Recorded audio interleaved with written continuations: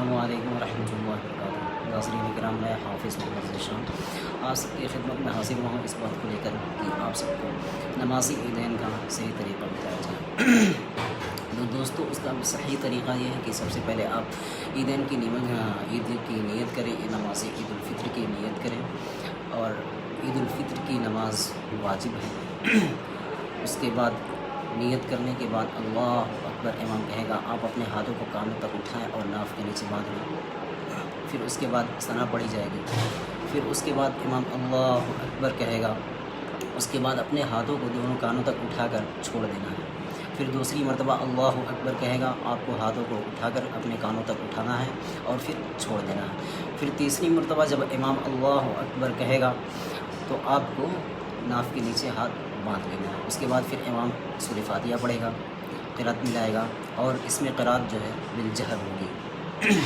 تو پہلی رکعت مکمل کرنے کے بعد جب دوسری رکعت کے لیے امام کھڑا ہوگا، پھر سورہ فاتحہ پڑھے گا اور قرات ملائے گا۔ اس کے بعد پھر رکوع میں جانے سے پہلے 3 زائد تکبیریں کہی جائیں گی۔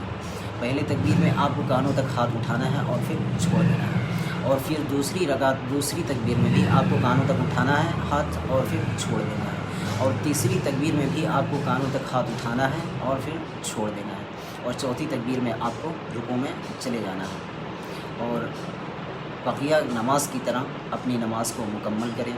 اس کے بعد پھر امام جو ہے عید کا خطبہ کہے گا۔ خطبے کا سننا واجب ہے، تو بہتر ہے کہ عید کا خطبہ ضرور سنیں۔ اور ایک اہم بات اور بتانی تھی کہ آپ سب کو جیسا کہ معلوم ہے کہ دارالعلوم کے بڑے بڑے عالم جو ہیں، کچھ تو حضرات جو ہے وہ اللہ کو پیارے ہو گئے، تو ہم سب دعا کریں ان کے لیے کہ اللہ ان سب کی مغفرت فرمائے، ان سب کے درجات کو بلند فرمائے۔